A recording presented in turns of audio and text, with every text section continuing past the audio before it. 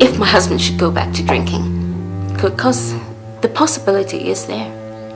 It never go away. We're all humans, and there's nothing we're not capable of. If he ever goes back to drink, somehow I feel I'm in a better position to handle his alcoholism. I'll be better able to hold myself up, look after my children. I'll be able to bond better with the children, and we'll know how to better help my husband. Inaanza in a very simple way. In your high school, in your primary school, inaanza na the normal testing experiment. Watoto wanataka kujua tu ina test namna gani. Nakunywa kidogo ama anapuff kidogo. Unfortunately, wazazi, they are always the last one to know. Unfortunately, again, wazazi, they are not communicating with their children. They are not communicating with their children. They are not communicating with their children.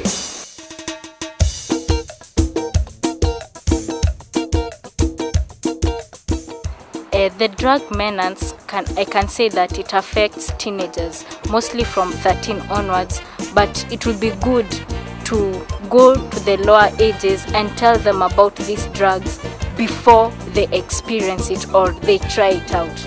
And by this I mean we don't only reach out to secondary schools, but also go to primary schools. But the problem is that getting to these primary schools is a problem, because they need the administration requires many things like letters from the authorities, and also the fear of that their children get exposed to this and they'll try it out. So, but as we know, prevention is better than cure. We would like to tell the younger people this is bad and you should not try it, so that when they reach that age where they'll be tempted, if I can say, to try them out, they'll be knowing their effects in advance because they were told earlier. Hey you, if you can't get what you want, don't mess with drugs. Don't dare drugs. Drugs? Drugs? Drugs? My foot. Make your mark and be hard.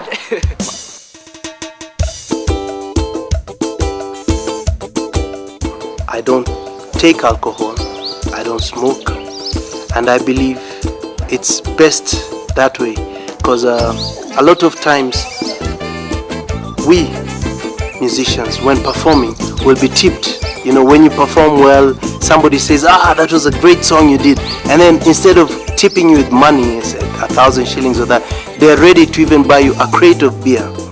And that is how most of us end up, messing up our lives, not because we want to, but then we have the choice. And there's also another notion amongst some musicians that sometimes you need a pint or two of beer or alcohol to get into the right mood. Well, I believe music is about the spirit, either secular or gospel. It's all about the spirit. Spirit as in not the spirit ya pombe, hapana. Spirit in the religious sense of the spirit. So if one really needs to get high, they should get high from the music, not from any influence. As long as you tell yourself that you want to get high, you can get high, really high, on the feedback you get from the audience when performing. But if you really have to depend on alcohol, and by the way, most of us start by taking one beer. Slowly you get on to 2 beers because the 1 beer does not have an effect on you anymore, and slowly it builds up to being a problem. I believe alcohol left in its container does not really harm anybody, and that's what I've done over the years. And my message to the youth: don't start if you haven't started, because it starts off with just, like I said, let's do it for the fun of it, and tomorrow you'll do it because you need it to keep you going. that's when the problem is beginning.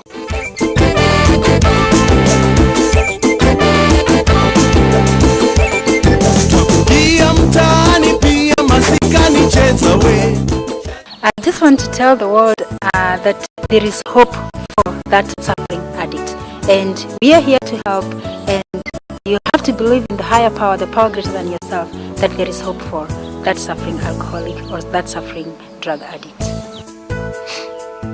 So I want to encourage all of you out there who know somebody, maybe in the family, or even friends or relative, who is an alcoholic or even a drug abuser.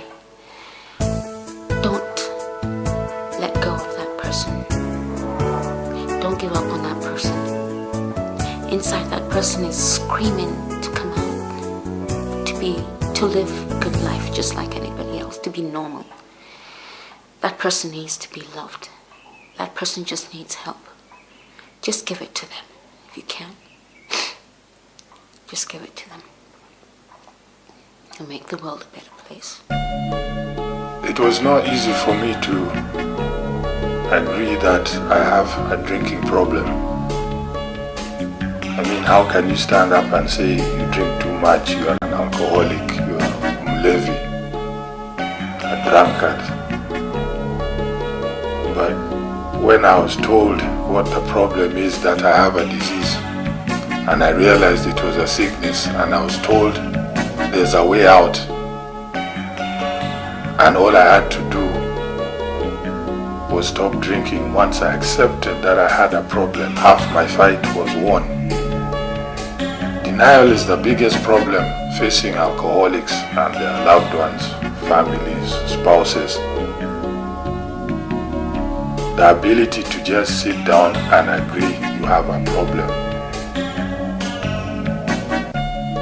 If you can overcome your denial, you're on your way to recovery. And it has really changed my life. I wish somebody had been there earlier to tell me the dangers involved in alcohol, the effects alcohol has. There was nobody. Even all the people who are out there, you feel pressurized to drink. You don't have to do it because everybody's doing it. And remember, when you're doing something that people admire, they like kicking you sometimes because they envy you. They want to be able to do what you are doing, but for some reason they can't do it. So they envy you. They kick you, and these people are kicking you. They get a good feeling out of kicking you. But I'll just remind you one thing: nobody ever kicks a dead dog. I wish that society had become more aware of alcoholism and its related problems. I wish that society had recognized alcoholism as a disease a long time ago. Perhaps we would have saved so many lives. Perhaps we would have saved so much heartbreak, so much family, breaking up of families. There would have been so much more understanding. But now's the way forward. We've got to fight this.